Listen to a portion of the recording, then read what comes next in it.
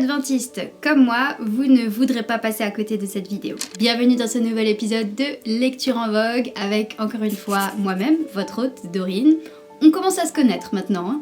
Aujourd'hui, je vous présente ce petit livre, petit et pratique. Pratique car on peut l'emmener très facilement, à glisser dans n'importe quel sac à main, mesdames, mais surtout pratique grâce à son contenu. Il s'agit de J'irai, me voici, ressources pour étudier et partager la Bible, dont l'auteur a un nom que je vais malheureusement massacrer, il s'agit de Alejandro Boulon.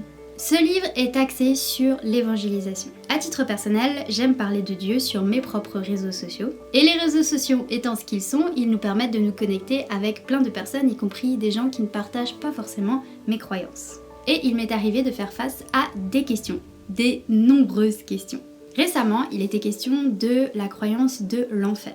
Et à ma grande honte, je me suis rendu compte qu'il me manquait des arguments pour présenter l'enfer selon ce que croient les adventistes. Mais le Seigneur fait bien les choses car c'est à ce moment-là que je me suis rappelé avoir reçu ce petit livre que je n'avais jamais ouvert. Et je fus plus qu'heureuse de trouver une réponse à ma question avec les références bibliques. Alors la réponse est un peu longue, mais voici quelques éléments de réponse si vous aussi vous retrouvez à discuter de l'enfer avec d'autres personnes. Pourquoi un tourment éternel ne peut-il exister dans le temps ?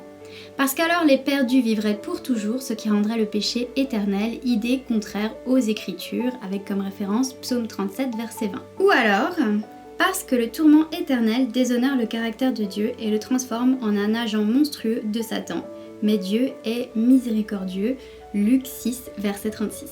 En plus donc d'expliquer très bien les principes bibliques, ce livre se propose aussi d'expliquer les principes adventistes. Il y a toute une section notamment sur les 28 croyances fondamentales avec au hasard le baptême, la Sainte Seine, la création, croître en Christ, l'église, le mariage et la famille, etc. Mais également sur l'adventisme en tant que courant religieux avec des points comme l'histoire des adventistes, Ellen White a-t-elle commis des erreurs, y a-t-il des problèmes à célébrer Noël, etc. etc. D'ailleurs cette partie, y a-t-il un problème à célébrer Noël, je nous le conseille, c'est très intéressant. Mais ce qui fait pour moi un livre particulièrement pratique, c'est la partie comment utiliser la Bible avec des personnes d'autres croyances. Et pour chaque croyance, il y a un point. On peut trouver partager la Bible avec les luthériens, les anglicans, les protestants en général, les mormons, les musulmans, les bouddhistes, les disciples du New Age et les agnostiques, athées et postmodernes. Je m'arrêterai sur ce dernier point, les agnostiques, athées et postmodernes vivant en France, c'est une grande partie de la population qui m'entoure, et j'aimerais vous lire quelques passages. Nous incluons ici beaucoup de personnes qui dans la pratique vivent en marge de la religion, certainement un des secteurs démographiques les plus relevants. Ils sont athées, agnostiques ou postmodernes. Ces derniers vivent une vie basée sur des aspects externes et superficiels. Leur connaissance de l'écriture tend à être faible ou nulle. Comme ils ne reconnaissent pas son autorité, il ne suffit pas de tenter de les évangéliser. Leur présenter Jésus peut beaucoup les aider. Or, nous avons quand même des points communs. Nous avons tous une conscience morale, nous partageons une soif spirituelle ou religieuse basique, bien que la nie. Nous avons aussi une même soif de justice et de respect des droits humains.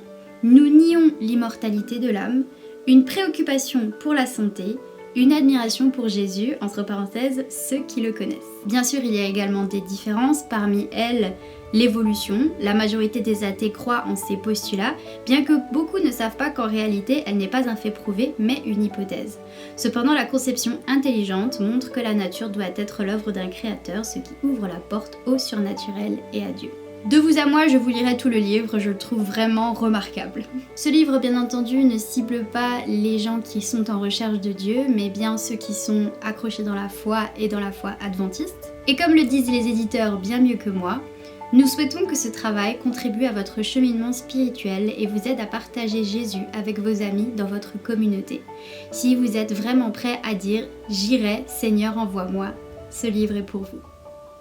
Encore merci d'avoir regardé cet épisode de Lecture en Vogue, merci de nous suivre régulièrement. N'oubliez pas de vous abonner et de me dire en commentaire quelle est la communauté de gens qu'il y a autour de vous, à quelle religion ou à quel courant de pensée ils appartiennent. Quant à moi, je vous retrouve très bientôt pour un nouvel épisode et d'ici là, bonne lecture!